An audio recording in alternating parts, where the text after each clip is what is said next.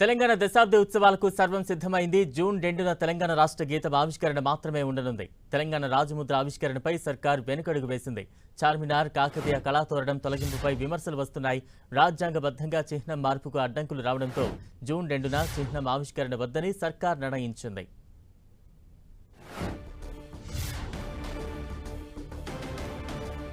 ఇదే అంశానికి సంబంధించి తాజా అప్డేట్స్ అందించేందుకు మా తెలంగాణ ఇన్పుట్ ఎడిటర్ కళ్యాణ్ సిద్ధంగా ఉన్నారు. కళ్యాణ్, బలరాం, జూన్ 2న తెలంగాణ దశాబ్ది ఉత్సవాలను ఘనంగా నిర్వహించేందుకు రేవంత్ సర్కార్ రెడీ అయింది. అంటే కాంగ్రెస్ ప్రభుత్వం అధికారంలోకి వచ్చిన తర్వాత కాంగ్రెస్ ప్రభుత్వమే తెలంగాణ ఇచ్చింది అనే ఒక ఇమేజ్ ని తెచ్చుకునే ప్రయత్నంలో భాగంగా చాలా పెద్ద ఎత్తున ఈ దశాబ్ది ఉత్సవాలు నిర్వహించేందుకు ప్రభుత్వం రెడీ అయింది.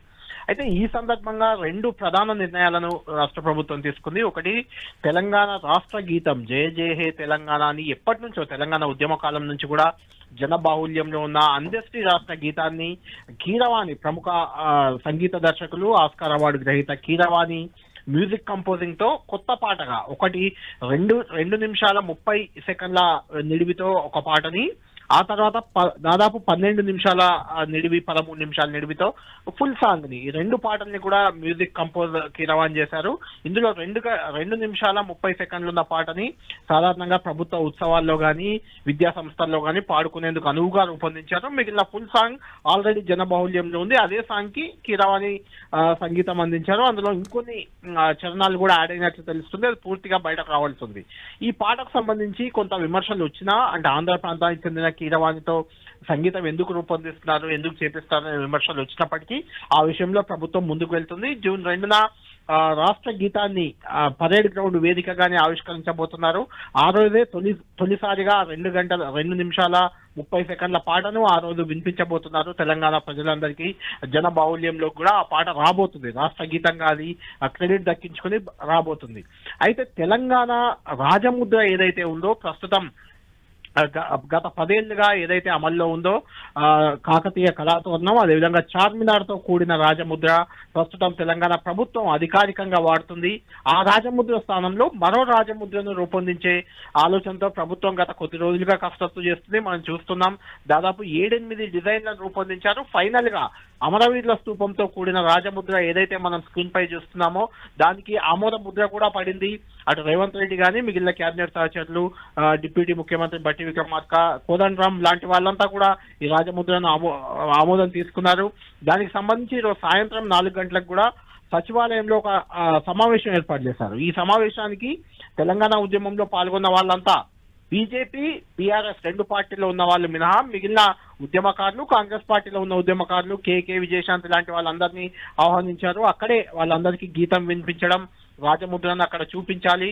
ఆ తర్వాత జూన్ 2న రెండింటినీ కూడా ఆవిష్కరించాలని ముందుగా భావించారు. అయితే చివరి నిమిషంలో ఇప్పుడు కేవలం గీతావిష్కరణ మాత్రమే జరగబోతుంది.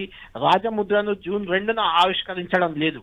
దానికి రకరకాల కారణాలు ఉన్నాయి. ఒకటి, బలరాం, చార్మినార్ ను తొలగించడంపై కొద్దిసేపటి క్రితమే బీఆర్ఎస్ పార్టీ అక్కడికి వెళ్లి ఆందోళన చేసింది.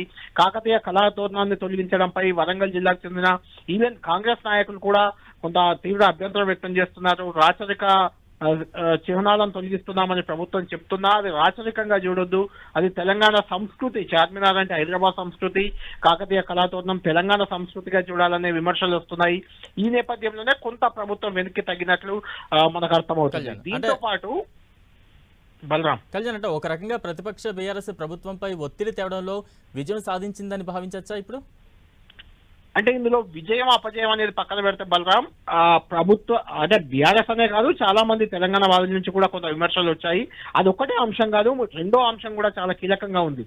అదేంటంటే ఒక రాష్ట్ర చిహ్నాన్ని మార్చే ముందు ఖచ్చితంగా కేంద్ర ప్రభుత్వ అనుమతి కావాలి. కేంద్ర ప్రభుత్వం అనుమతి వచ్చి కేంద్ర ప్రభుత్వం జీవో ఇచ్చిన తర్వాతే ఆ కేంద్ర ప్రభుత్వ జీవో ద్వారానే రాష్ట్ర చిహ్నాన్ని మార్చడానికి అవకాశం ఉంటుంది. అంటే రాజ్యాంగ పరంగా కూడా అది ఈ 4 రోజుల్లో, ఈ 2 రోజుల్లో అయ్యే పని కాదు. కాబట్టి అధికారికంగా కేంద్రం నుంచి ఆమోదం రాకుండా రాష్ట్ర చిహ్నం ఆవిష్కరించడం కూడా కరెక్ట్ కాదనే భావన. ఈ 2 అంశాలు కూడా ఇలా కీలకంగా ఉన్నాయి. ఒకటి, రాజ్యాంగబద్ధంగా ఈ చిహ్నం మార్పుకు ఈ 4 రోజుల్లో అయ్యే పని కాదు. రెండోది, కాకతీయ కళాతోరణం, చార్మినార్ తొలగించడంపై కూడా కొంత విమర్శలు వస్తున్నాయి. కాబట్టి కొంత ప్రభుత్వం ఈ విషయంలో వెనకడుగు వేసినట్లు మనం భావించవచ్చు. ఈ రాష్ట్ర చిన్న రాజముద్ర ఆవిష్కరణ విషయంలో మాత్రం కొంత వెనుకడుగు వేసింది. జూన్ 2న రాజముద్ర ఆవిష్కరణ ఉండడం లేదు, కేవలం రాష్ట్ర గీత ఆవిష్కరణ మాత్రమే జరపాలని రాష్ట్ర ప్రభుత్వం నిర్ణయించింది. ఈ రోజు సాయంత్రం సమావేశం కూడా ఉంది కాబట్టి ఉద్యమకారులతో ఆ సమావేశం తర్వాత దీనికి సంబంధించి అధికారికంగా కూడా క్లారిటీ రాబోతుంది. Balaram. Right, thank you Kalyan.